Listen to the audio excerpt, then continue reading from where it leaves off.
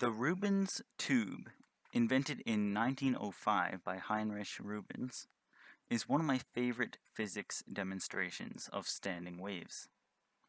A Rubens tube is a device that allows standing waves through a closed tube system to be represented visually, and the part that is so cool about it is that it represents these waves with flames.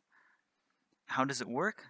Well, the simple answer is that sound waves are made of high and low pressure zones, and by lighting the gas flowing out of the tube, we are able to see the high and low flames that correspond to the different pressure zones in the system.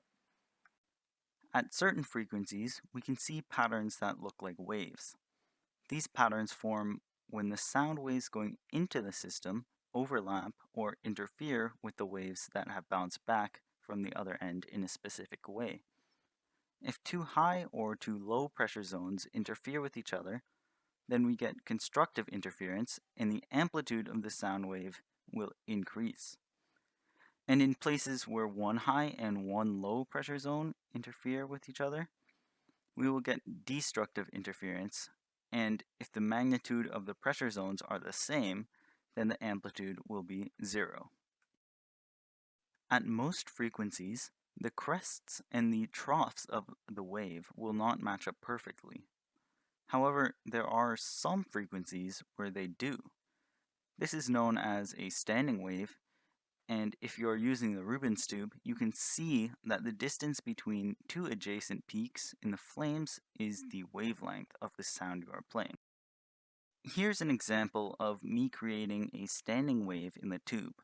You can see where there is constructive and destructive interference, as well as the wavelength of the sound. So we have our wave right here. We have this wave which is going into the system, and we can move through time, and the wave will move along with us. And then we also have another wave that is going in the opposite direction because it's a closed tube system. And we have the standing wave, which is the sum of the two waves. So right here we have the antinodes, which are fluctuating a lot. It's moving up and down, and it's greater than the sum of the two sound waves, so it is constructive interference. And then over here we have the node, and it is 0, and it is less than the sum of the two waves, so it is destructive interference. So I gave you the simple answer earlier in the video about how the Rubens tube works. Now it's time for the actual answer, which is much more complicated than one might expect. The Rubens tube is filled with propane and lit at the top. Then sound waves are played through the side of the tube with latex, or the open side. Sound waves are longitudinal waves, which means that the motion of the particles that make up the wave is parallel to the direction of the sound wave. Because of this, sound waves create high and low pressure zones. Because the Rubens tube is closed at one end, the sound wave will bounce back at the end, making it a closed tube system. The first antinode of a sound wave is 1/4 of the wavelength, and since a closed tube system must have an antinode on the closed end and a node on the open end, we can determine that the wavelength of the first harmonic, which will produce a standing wave, is 4 times as long as the tube. The next harmonics are all odd integer multiples of the frequency, so 3 times, 5 times, 7 times, and 9 times, and so on.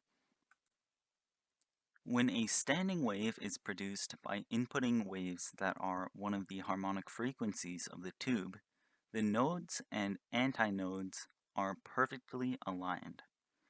This is because the wave going into the system bounces back at the end and interferes with itself, and the high and low pressure zones match up.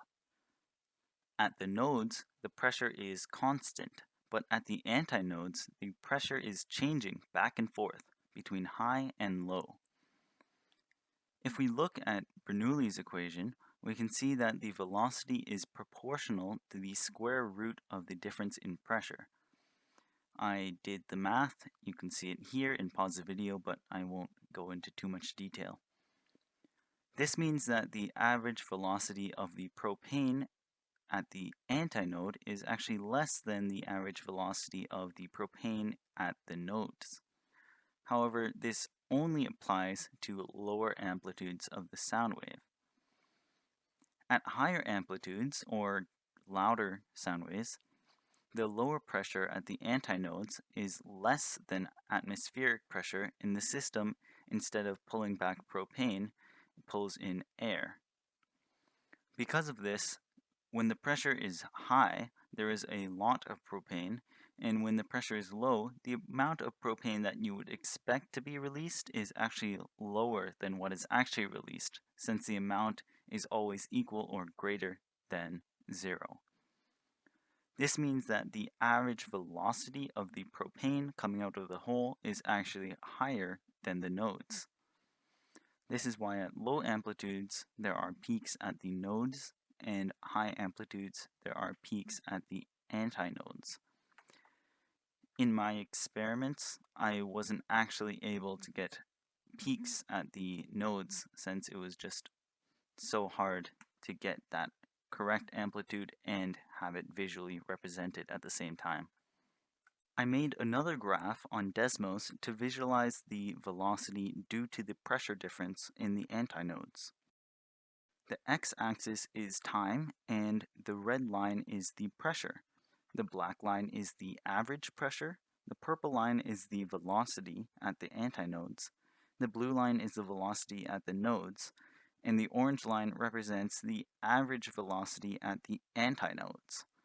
Now keep in mind that I was not able to find a function that took the actual average velocity, so the orange function is an approximation of the average velocity and is not exact. It is only used to show that the average velocity of the antinodes is less than the average velocity at the nodes. So by pressing play beside A, we can move through time instead of the x-axis being our time axis, and this frees up the x-axis. So now we can see that this is the pressure difference for the entire wave and not just the antinodes, and this purple one is the velocity. And we can see here on the blue line that it is going to be not moving, just like the nodes aren't changing in pressure.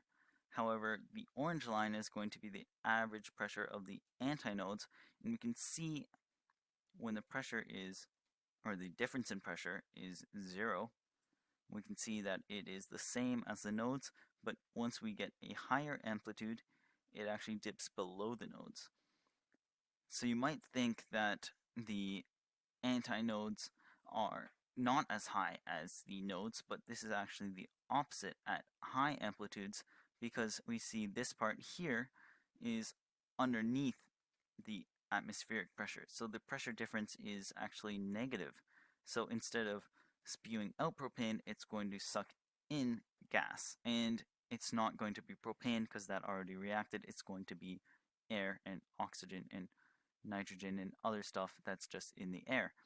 So it will only actually have the velocity of 0 for the propane, and it will actually gain all the benefits from the increase and won't lose as much when it decreases.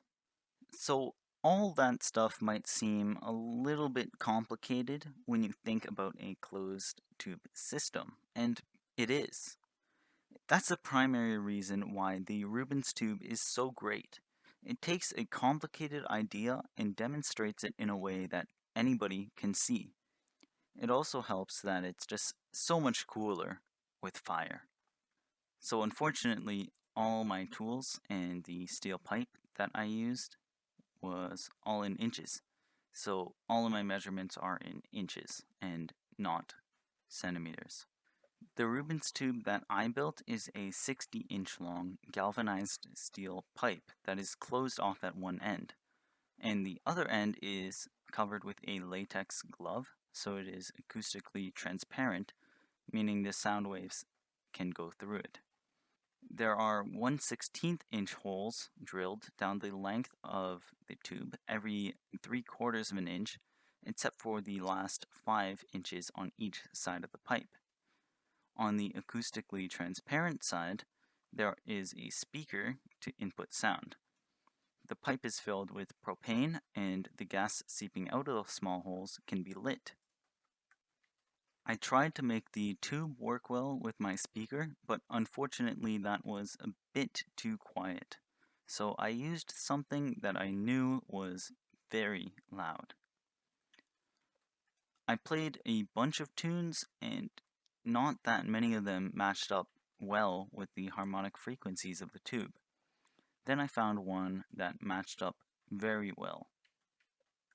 So thank you for watching, and I will leave you with a tune that the Rubens tube responded quite well with, called It Could Happen to You.